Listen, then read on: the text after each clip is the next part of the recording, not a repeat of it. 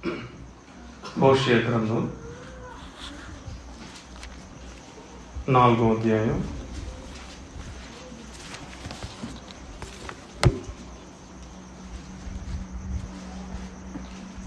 అందరూ బైబిల్ తెరవండి.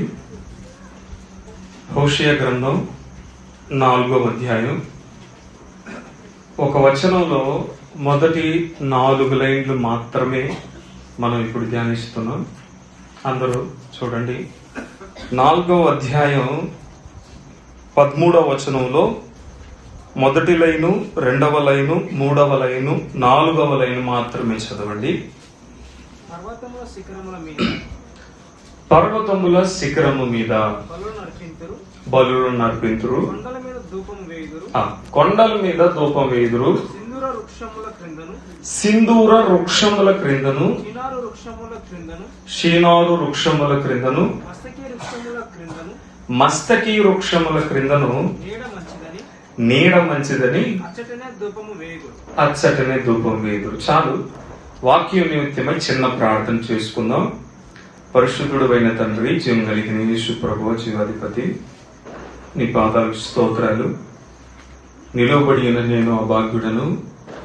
పరిశుద్ధ స్థలమందు పరిశుద్ధుల మధ్య ఈ మాటను మీరే తేటగా తెలియపరచమని రక్షకుడు అయిన యేసుక్రీస్తు నామమున స్తుతించి ప్రార్థించి సహాయం కోరుకుంటున్నాము తండ్రి. ఆమేన్.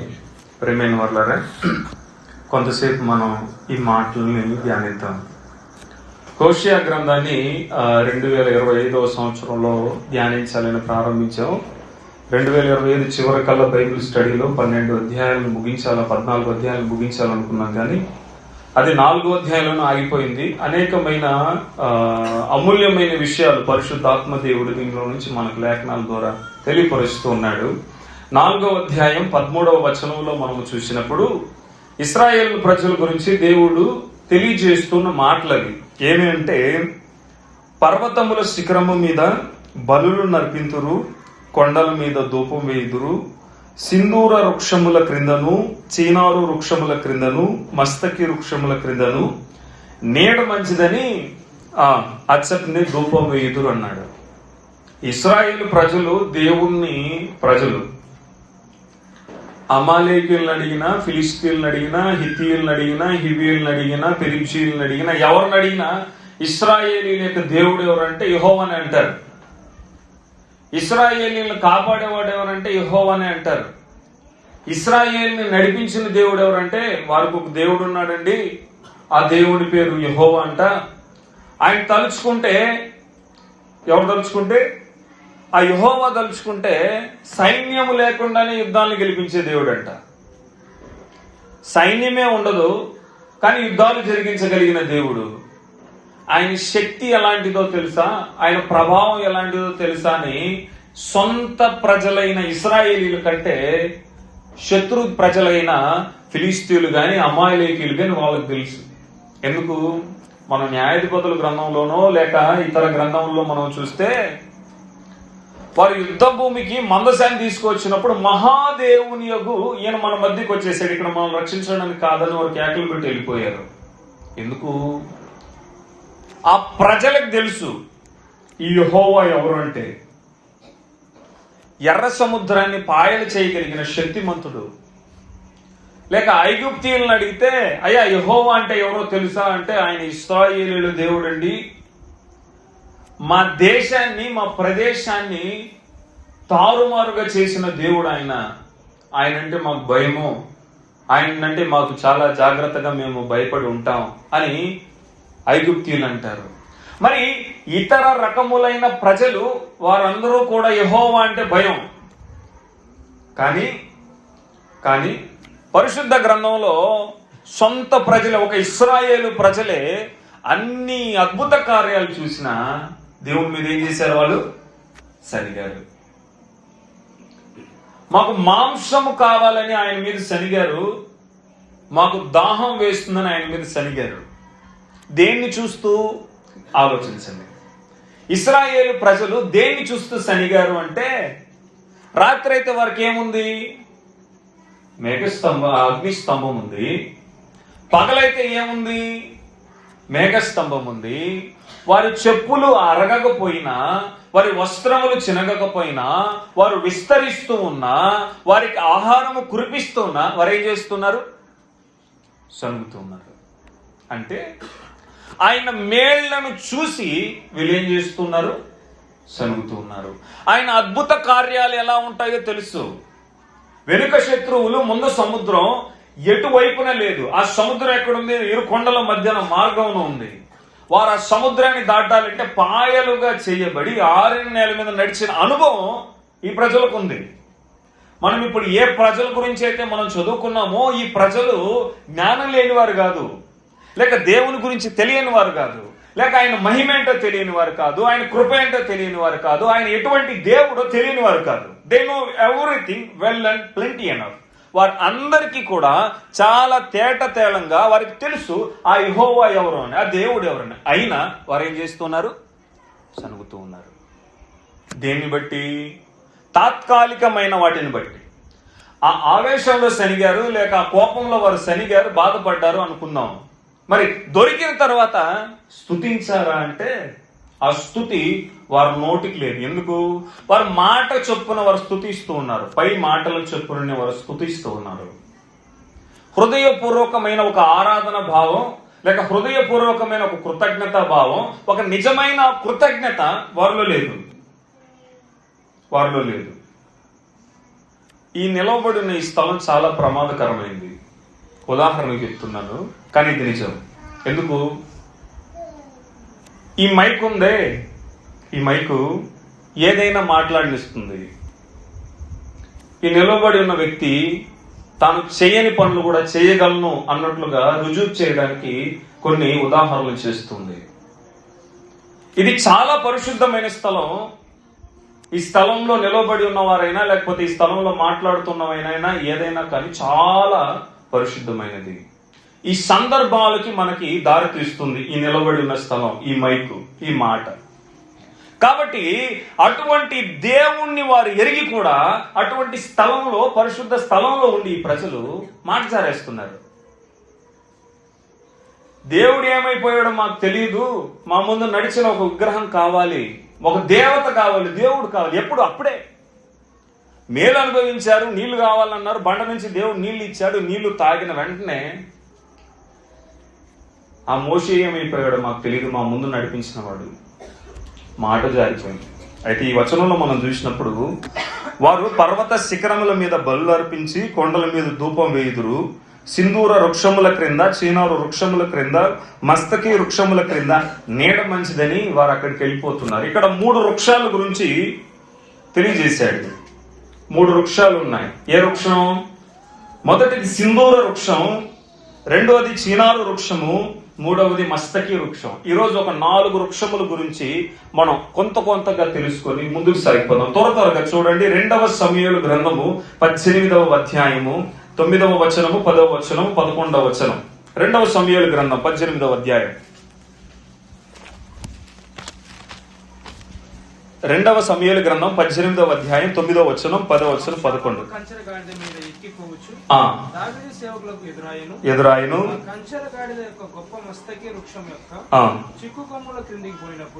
పోయినప్పుడు అతని తల చెట్టుకు తగులుకొనినందున అతడు ఎత్తబడి ఆకాశంలో భూమికి మధ్యను వేలాడుచుండగా అతని కింద ఉన్న కంచెర గాడిద సాగిపోయింది. చాలు. ఇక్కడ మనం చూస్తే గొప్ప రాజైన దేవుని హృదయానుసారుడైన దావీదు యొక్క కుమారుడు అబ్షాలోము మనకి ఇక్కడ కనబడుతూ ఉన్నాడు. అప్పటికే దావీదు మీద అనేక మారులుగా అతన్ని చంపడానికి, అంటే సొంత తండ్రిని చంపడానికి తిరుగుబాటు చేసిన కుమారుని యొక్క ప్రయాణం గురించి మనం చదువుతూ ఉన్నాం. ఈ కంచెర గాడిద, ఈ యొక్క వృక్షం, ఏది మస్తకి వృక్షం యొక్క ప్రయాణం, ఇది చివరిది అబ్షాలోముది. ఇక్కడతో అతను చనిపోతాడు. ఈ 18వ అధ్యాయం 9వ వచనంలో మనం చూస్తే అబ్షాలోము కంచెర గాడిద మీద ఎక్కిపోవచ్చు, దావీదు సేవకులు ఎదురాయను ఆ కంచెర గాడిద ఎక్కి గొప్ప మస్తకి వృక్షము యొక్క చిక్కు కొమ్మల క్రిందికి పోయినప్పుడు అతని తల చెట్టుకు తగులుకొనినందున అతడు ఎత్తబడి ఆకాశమునకును భూమికి మధ్య వేలాడుచుండగా అతని క్రింద ఉన్న కంచెర గాడిద సాగిపోయింది. వారు తరంతో ఉన్నారు. అబ్షాలోము వెళ్తూ ఉన్నాడు. ఎప్పుడైతే ఈ మస్తకి వృక్షం కొమ్ముల క్రిందికి వెళ్ళాడో ఆ చిక్కుగా ఉన్న, ఆ ముళ్ళుగా ఉన్న ఆ పొదల దగ్గరికి వెళ్ళంగానే అతని తల, అతని జుట్టు ఆ చెట్టు కొమ్మలు చిక్కుకుంది. అబ్షాలోముకి పొడవాటి వెంట్రుకలు కలిగిన వాడు, సౌందర్యం కలిగిన వాడు. ఎప్పుడైతే చెట్టు కిందికి వెళ్ళిపోయాడో అతని జుట్టు ఆ చెట్టుకు తగులుకుంది, తన క్రింద ఉన్న ఆ గాడిద వెళ్ళిపోయింది. కింద వచనాల్లో చూస్తే అతన్ని అక్కడ చంపబడతాడు అతను. మొదటిది, ఈ మస్తకి వృక్షంలో ఒక ప్రత్యేకత ఉంది. ఏంటి ఆ ప్రత్యేకత అంటే, దుష్టుడై ఉన్న, లేక హానికరుడై ఉన్న, లేక అపాయము చేయగలిగిన వాడైన, ద్రోహి అయిన వాడిని ఈ యొక్క చెట్టు ఏం చేస్తుంది? పట్టుకుంటుంది.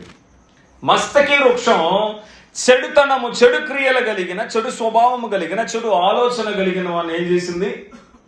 పట్టుకుంది. సొంత తండ్రి అండి. తండ్రి మీద యుద్ధానికి వెళ్ళిన కుమారుణ్ణి ఎన్నోసార్లు ఎదుర్కోవటానికి మనస్సు లేకపోయినా కొన్నిసార్లు తన సైన్యం వెళ్ళింది. దావీదుకు మనస్సు లేదులేండి. అయితే ఈ మస్తకి వృక్షం అతన్ని పట్టుకుంది. రెండవ విషయాన్ని మనం చూద్దాం. చూడండి, మొదటి రాజుల గ్రంథము 13వ అధ్యాయం 14వ వచనం.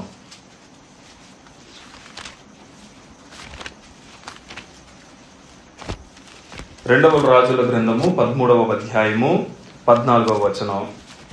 అంతటా ఎలీషా మరణకరమైన రోగం చేత పీడితుడై ఉండగా ఇశ్రాయేలు రాజైన యెహోయాషు అతని యొద్దకు వచ్చి అతని చూచి కన్నీరు విడిచుచు, నా తండ్రి, నా తండ్రి, ఇశ్రాయేలు వారికి రథమును రౌతులను నీవే అని ఏడ్చాను.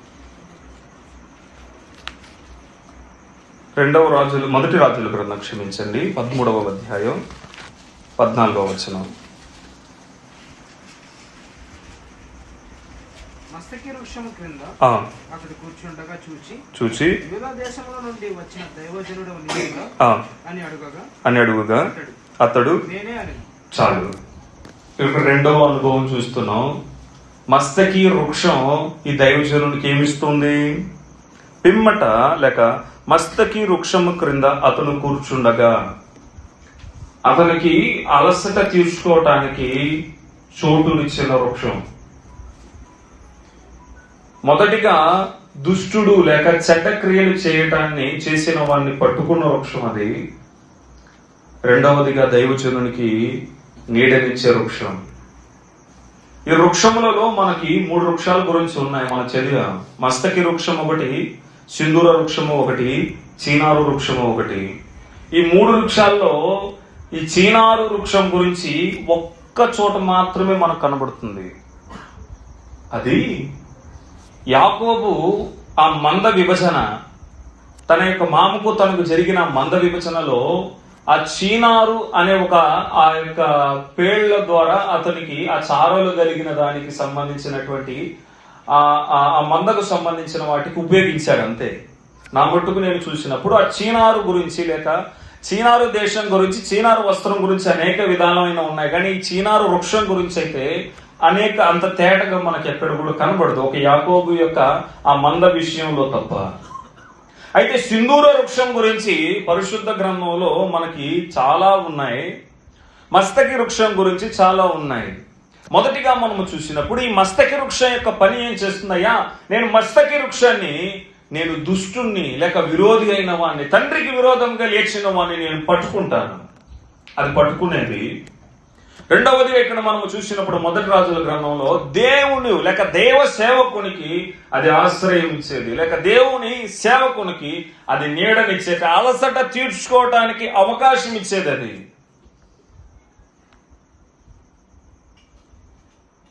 నీటి ఓరన నాటబడినదై తన కాలమందు ఫలమిచ్చు చెట్టు వలె నుండును అని మానవ జీవితాన్ని చెట్టుతో పోల్చారు. దాటిపోదాం. మస్తకి వృక్షంలో ఒక 2 విషయాలను చూసాం. అది పట్టుకునేది, అది ఆశ్రయం ఇచ్చేది. సింధూర వృక్షం చూడండి, ఆదికాండము 12వ అధ్యాయం 6వ వచనం. ఆదికాండం 12వ అధ్యాయం 6వ వచనం. అప్పుడు అబ్రాము షెకెమునందరి యొక్క స్థలము దాకా ఆ దేశ సంచారం చేసి మోరే దగ్గరనున్న సింధూర వృక్షం వద్దకు చేరెను. అప్పుడు కనానీయులు ఆ దేశంలో నివసించారు. చాలు.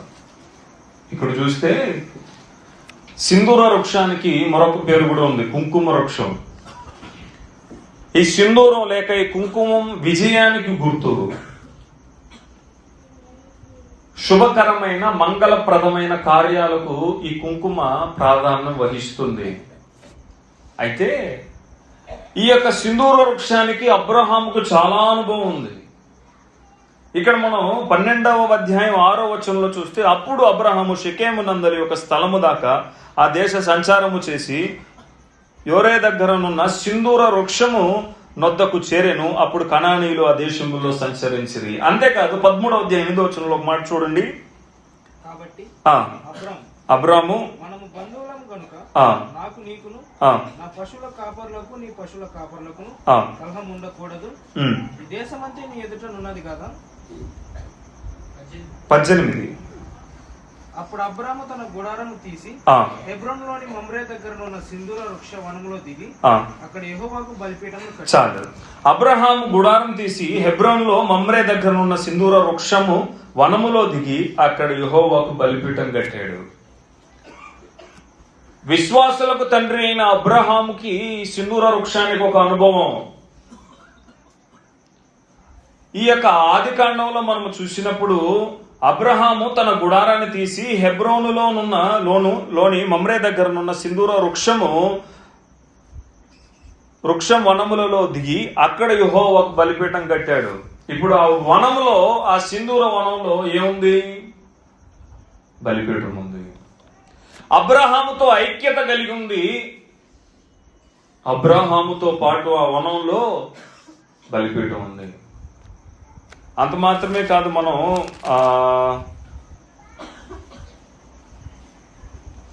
18వ అధ్యాయం 1వ వచనం చూడండి. మరియు అబ్రహాము ఎండవేళ గుడారపు ద్వారమందు కూర్చుని ఉన్నప్పుడు యెహోవా అతనికి కనబడ్డాడు. చాలు. ఇక్కడ ఎక్కడ కూర్చున్నాడు అబ్రహాము? సింధూర వనంలో కూర్చున్నాడు. ఆ సింధూర వనంలో కూర్చున్నప్పుడు అబ్రహాము ఎండవేళ చెట్టు కూర్చునేవాడు. ఒకవేళ అతనికి అక్కడ కూర్చోవడం అలవాటు అయింది అనుకోండి, వృక్షములలో పలు విధములైన వృక్షములు ఉండగా ఈ యొక్క సింధూర వృక్షాన్ని అడిగితే, సింధూర వృక్షమా నీకు ఏం తెలుసు, లేక నీ ప్రత్యేకత ఏంటి, నీ గొప్పతనం ఏంటంటే ఆ సింధూర వృక్షం అంటది, విశ్వాసులకు తండ్రి అయిన అబ్రహాం మీకు తెలుసా? ఆయన విశ్వాసి, దేవుణ్ణి నమ్ముకున్నవాడు. అతను ఉదయకాలమో మధ్యాహ్నమో సాయంత్రమో నా యొద్దకు వస్తాడు, నా నీడను కూర్చుంటాడు. విశ్వాసి కూర్చొని ఏం చేస్తాడు? ఈ ఉదాహరణకి మాట అంటున్నాను. ఎప్పుడైనా ఒక విశ్వాసి తనకు సమయం దొరికినప్పుడు ప్రార్థిస్తాడు, లేక పాటలు పాడతాడు, లేకపోతే ధ్యానిస్తాడు. దేవుని గురించిన ఆ తలంపు, ఆ యోచనలో ఉంటుంది. మరి అబ్రహాం అదే చేసి ఉంటాడు కదా. ఆ సింధూర వనానికి తెలుసు అబ్రహాము యొక్క పాట రాగాలు ఎలా ఉంటాయో. ఆ సింధూర వనంలో ఉన్న చెట్లకు తెలుసు అబ్రహాము యొక్క ప్రార్థన ఎలా ఉంటుందో. ఆ సింధూర వనానికి తెలుసు అబ్రహాము యొక్క సంగీతం, అతని యొక్క ధ్యానం, అతని యొక్క ఆలోచన, దేవుని పట్ల అతనికున్న భక్తిని కనపరచు ఆ యొక్క ప్రశస్తమైన స్థలం, ఆ త్యాగం, ఆ అర్పణ, అతని మనస్సు ఆ వనానికి తెలుసు, ఆ సింధూర వృక్షానికి తెలుసు. ప్రేమైన వారు ఆలోచించండి, ఈ వనములు అన్నీ కూడా మానవునికి పోల్చబడ్డాయి. మళ్ళీ నీలో ఆ లక్షణాలు ఉన్నాయని ఆలోచించుకోవాలి. మనల్ని మనము ఫస్ట్ ఐడెంటిఫై అన్నాడు, ఐడెంటిఫై అయిన వాటిని రియలైజ్ అన్నాడు, రియలైజ్ అయిన వాటిని ఎక్స్ప్లోర్.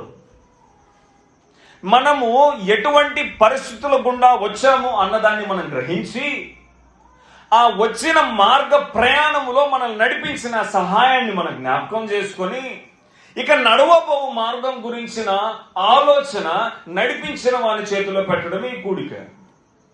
మరొకసారి చెప్తాను, మన యొక్క ప్రయాణాన్ని గురించి తలంచాలి, ఆలోచించాలి. ఎలా మనం ఇంత ప్రయాణం చేశాం, ఈ సంవత్సరంలో ఎలా వచ్చాం. మొదటిది మరి ఆలోచించిన దాన్ని రియలైజ్ అవ్వాలి. అయ్యా ఇలా జరిగి ఉండాలి కదా, మరి జరగలేదు. ఎన్నో ప్రమాదాల నుంచి, ఎన్నో అపాయాల నుంచి తప్పబడ్డాం. మరి దీన్ని నడిపించిన వారు ఒకరు ఉన్నారు కదా, ఆ నడిపించిన వానికి ఈ జరగబో ప్రయాణాన్ని మనం అప్పగించి ముందుకు సాగాలి. మరి సాగే ప్రయాణంలో నువ్వు ఏ వృక్షంగా ఉన్నావు? మస్తకి వృక్షాన్ని అడిగితే అది చెప్తుంది, అయ్యా నేను దుష్టుణ్ణి పట్టించాను. అంటే దుష్టత్వం నా దగ్గరకు వస్తే నేను సహించలేను, అతనిలో దుష్టత్వం లేదు. మరి రెండవదిగా మనం చూసినప్పుడు దైవజనుణ్ణి చూస్తే నేను ఆశ్రయం ఇస్తాను, నా చేతనైన సహాయం చేస్తాను, సహాయ భావం ఉంది, దైవజనుల పట్ల గౌరవం ఉంది. మరి నీది? అదే మస్తకి సింధూర వృక్షాన్ని దగ్గరికి వెళ్తే, అయ్యా అబ్రహాముతో పాటు నాకు ఒక అనుబంధం ఉంది, అబ్రహాముతో పాటు నాతో అబ్రహాము నివసించిన స్థలంలో నాకు ఒక అనుబంధం ఉంది, బలిపీఠం ఉంది అంటుంది, ఆరాధన ఉంది. అంత మాత్రమే కాదు, ఆయనతో పాటు సహవాసం ఉంది.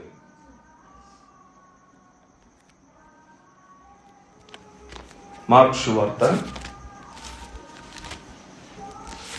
11వ అధ్యాయం 12వ వచనం 13వ వచనం చూడండి. మరునాడు వారు బేతనియ నుండి వెలుచుండగా ఆయన ఆకలి కొని ఆకులు గల ఒక అంజూరపు చెట్టును దూరం నుండి చూచి దాని మీద ఏమైనా దొరుకునేమో అని వచ్చాను. దాని యొద్దకు వచ్చి చూడగా ఆకులు తప్ప మరి ఏమీ కనబడలేదు. ఏలైనగా అంజూరపు పండ్లు కాలం కాదు. అందుకు ఆయన ఎన్నటికి నీ పండ్లు ఎవరునూ తినకుందురు కాక అని చెప్పింది. ఇది ఆయన శిష్యులు వినిది. చాలు, ఇక్కడ ఒక చెట్టును చూస్తాం. ఇది అంజూరపు చెట్టు. ఆ కాలం కాదు, ఆలోచించండి, అంజూరపు పండ్లు కాసే కాలం కాదు అది. అయితే అక్కడ పదం మనం గ్యాప్ ఇచ్చి చూస్తే ఒక శ్రేష్టమైన మాట మనకు దొరుకుతుంది. ఏంటని?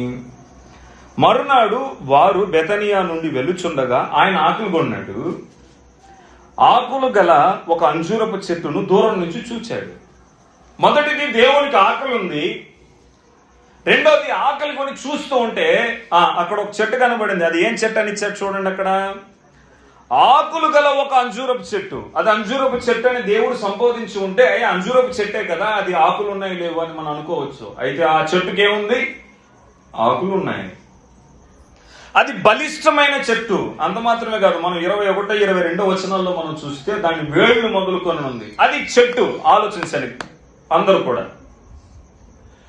ఒక చెట్టుని దేవుడు చూశాడు, ఆ చెట్టు నిండా కొమ్మలు ఉన్నాయి, ఆ చెట్టుకు బలమైన వేరుంది, ఆ కొమ్మల నిండా దానికి ఏమున్నాయి? ఆకులు ఉన్నాయి. ఆకులతో నింపబడిన చెట్టు అది. మనం ఇలా అనుకుందాం, ఆ చెట్టు ఇప్పుడు ఆరోగ్యంగా ఉన్నట్ట లేనట్ట? చెట్టు నిండా ఆకులు కలిగి ఉన్న చెట్టు ఆరోగ్యంగానే ఉంది, దానికి ఎటువంటి లోపాలు లేవు. అనారోగ్యంగానో విరిగిపోయో వాడిపోయిన చెట్టు కాదు అది. చెట్టు నిండా ఆకులు కలిగిన చెట్టు అది. అదే అంజూరపు చెట్టు. అనారోగ్య సమస్యలు లేవు. రెండవది, ఆర్థిక సమస్యలు కూడా లేదు. ఆర్థిక సమస్యలు అంటే ఏంటి? నీళ్లు లేకనో, లేక చుట్టూ దానికి పరిశుద్ధంగా లేకనో, లేక చుట్టూ దాన్ని క్లీన్ చేసేవారు లేక అటువంటి సమస్యలు లేదు. ఎందుకు? ఎప్పుడు చెట్టు పచ్చగా ఉంటుంది అంటే పౌష్టికమైన దానికి ఆహారం దొరికినప్పుడు, మంచి నీళ్లు దొరికినప్పుడు, అంటే దానికి నీళ్లు సరిగ్గా దొరికినప్పుడు అది ఆకు వాడదు. ఎందుకు ఈ మాట అంటున్నామంటే, ఆకు వాడక అన్నాడు కీర్తన గ్రంథంలో. ఆకు వాడక తన కాలమందు అది ఓరం నాటబడింది అన్నాడు కీర్తన గ్రంథం 1వ అధ్యాయంలో. మరి ఈ చెట్టు ఆకులతో నింపబడి ఉందంటే ఇది వాడలేదు. మరి దేవుడు చూశాడండి. మానవులు చూసే చూపు కాదు దేవుని చూపు, గ్రహించాలి. దేవుడు చూశాడు. మొదటగా ఆయనకు ఆకలి కొన్నాడు, రెండవది ఆకుల చేత నింపబడి ఉన్న అంజూరపు చెట్టును చూశాడు. చూడడానికి బాగుందండి, రెమ్మలు కలిగిన ఆ చెట్టు, బలమైన చెట్టు, వేర్లు కలిగిన చెట్టు. మరి ఆకులంతా అంత నింపబడి ఉంది, ఆకులు ఉన్న చెట్టు ఫలించకుండా ఉంటుందని దేవుడు ఆ చెట్టు దగ్గరికి ఆశగా వెళ్ళాడు. అది ఆకులతో కంపబడింది, కానీ ఏం లేదు దాంట్లో. ఏం లేదు, చెప్పాలి మీరు. ఏం లేదు? కాయ లేదు, పండు లేదు. ఆకులు ఉన్నాయి, బలంగా ఉంది, ఆరోగ్యంగా ఉంది, అన్ని వసతులు కలిగి ఉంది. అయినా దాంట్లో ఏం లేదు? ఫలం లేదు. ఈ అంజూరం చెట్టును దేవుడు చూశాడు. అయ్యా నీకు సమస్తమును ఇచ్చాను, అయితే నువ్వేం చేయలేకపోయావు? ఫలించలేకపోయావు. పైకి బాగున్నావు, పైకి భక్తే, అందరి దగ్గర భక్తిపరుడు అనుకుంటున్నావు, క్రైస్తవుడు అనుకుంటున్నావు, మంచిదే. నీ లోనున్న జీవితం మనుషులు చూసేటట్టు దేవుడు చూడు కదా. దేవుడు చూసే విధంలో ఒక చూపు చూశాడు. ఆ చూపు చూడగానే ఆ చెట్టు, అయ్యా నేను అందరినీ ఏమార్చగలిగాను, ఆకుల చేత పండ్లు నింపి ఉంటాయని, కానీ నేను ఏమార్చలేకపోయాను. కారణం ఆయన చూసిన చూపు వేరు. మరుసటి రోజు వారు రాగానే అది పూర్తిగా కాలిపోయింది, రూపం లేదు, దానికి రూపం లేదు. ఆలోచించండి, ఈ సమయంలో మనం గ్రహించవలసిన విషయం ఇది. మస్తకి వృక్షాన్ని అడిగితే, అయ్యా నీవిచ్చిన పని నేను కరెక్ట్గా చేశానంటుంది. సింధూర వృక్షాన్ని అడిగితే నాలో ఆరాధన ఉంది అంటుంది, నాలో అబ్రహాము యొక్క అనుభవాలు ఉంది అంటుంది. మరి ఈ వృక్షాన్ని అడిగితే ఏ వృక్షం? మార్కు సువార్తలో చూసిన వృక్షం ఏ వృక్షం? అది అంజూరపు చెట్టు. దాన్ని అడిగితే దాంట్లో పైకి ఉంది ఆకులు, లోన అనుభవం లేదు, కాలిపోయింది. ఇక్కడ మనం తెలుసుకోవాల్సిన విషయం అది. సంవత్సరం దాటి సంవత్సరం మనం వస్తున్నాం అంటే కారణం మనలో మంచి ఉందని కాదు, దేవుని కృప ఉందని. మనం అది గ్రహించాలి. దేవుడు అంటున్న మాట అదే. మనం గ్రహించి ఇక వెళ్ళి పాపం చేయవద్దన్నాడు. ఏం చేయొద్దన్నాడు? పాపం. దేవుడు నీకు అవకాశం ఇస్తూ ఉన్నాడు. ఇచ్చిన అవకాశాన్ని మస్తకి వృక్షం కాపాడుకుంది, సింధూర వృక్షం కాపాడుకుంది, అయితే అంజూరపు చెట్టు కాపాడుకోలేకపోయింది. అదే మనం నేర్చుకోవాలి. అదే మనకు ఒక పాఠం. ఏంటి? దేవుడు అవకాశం ఇయ్యగా వారు కాపాడుకుంటూ వచ్చారు. ఆ ప్రతి చిన్న అనుభవంలో వారు దాన్ని కాపాడుకుంటూ వచ్చారు. ఆ చెట్టు కాపాడుకుంది, ఆ వృక్షం కాపాడుకుంది, అయితే అంజూరపు చెట్టు కాపాడుకోలేకపోయింది. దేవుడు ఆశతో చూసినప్పుడు ఆశను ఆరు చేసిన చెట్టు. మరి నీవు నేను ఎలా ఉన్నావు? ఎలా ఉండాలనుకుంటున్నావు? మరి ఎలా చేద్దాం? ఇదే ప్రశ్న.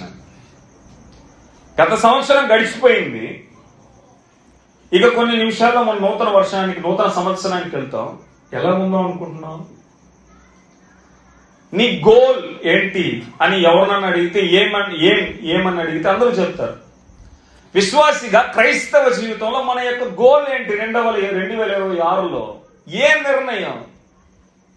ఆరాధనలో నీ యొక్క భక్తి జీవితం, సహవాసంలో నీ యొక్క భక్తి జీవితం, ఒక విశ్వాసిగా నీకు దేవునికి మధ్య ఉన్న భక్తి జీవితం సరి చేసుకోవాలంటే గ్రహింపు ఉండాలి. ఆ గ్రహింపు రావాలంటే దేవుని సహాయం కోరాలి. ఆ సహాయం రావాలంటే ప్రార్థన చేయాలి. ప్రార్థన చేస్తే నీకు ఆయన వాక్యాన్ని చదవాలనిపిస్తుంది. ఆయన వాక్యాన్ని చదివితే ఆయనతో మాట్లాడాలనిపిస్తుంది. ఆయనతో మాట్లాడే కొద్దీ ఆయన తలంపులు ఇస్తూ వస్తుంటాడు.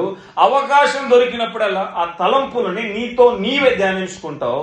దేవుడు అవకాశాన్ని మరో మెట్టుకు తీసుకెళ్ళినప్పుడు పరిశుద్ధులతో పంచుకోవాలన్న అనుభవాన్ని దేవుడు నీకు ఇస్తాడు. సరి చేసుకునే అనుభవం, సరిదిద్దుకునే అనుభవం, సరిగ్గా వెళ్ళే అనుభవం నీకు నాకు జరగాలి అంటే అది ఎవరి ద్వారా అవుతుంది? సర్వ సృష్టికర్త అయిన దేవుని ద్వారానే మనకు జరుగుతుంది. మరి అట్టి శ్రేష్టమైన అనుభవం ఈ సంవత్సరమైనా మనం పొందుకునేలాగున ఆ మస్తకి వృక్షం లాగా, ఆ సింధూర వృక్షం లాగా మనం కూడా దేవుడు మనల్ని చూచి ఆశ కలిగి అడిగినప్పుడు, అయ్యా నేను నీ సన్నిధిలో ఈ సంవత్సరం అంతా నేను ఒక కూడికను కూడా విడవలేదు, లేక ఈ సంవత్సరంలో ఒక రోజు కూడా నేను ఈ వాక్యం చదవడం పెట్టలేదు, నేను ఒకరికైనా చెప్పడం ఆగలేదు. అయ్యా నా భక్తి జీవితంలో నీతో మరొక మెట్టు ఎదగలిగాను అనే ఒక నిర్ణయబద్ధమైన జీవితాన్ని మనం ప్రారంభించాలి. ద రెవల్యూషన్ అని మనం ఐడెంటిఫై చేస్తూ మనల్ని మనం పరిశోధించుకుంటూ దేవుడితో జతపరుచుకోవడమే. అట్టి అనుభవాలు దేవుడితో మనం కలిగి ఈ నూతన సంవత్సరంలో ముందుకు సాగుతాం గాక. ఫలములను కోరెను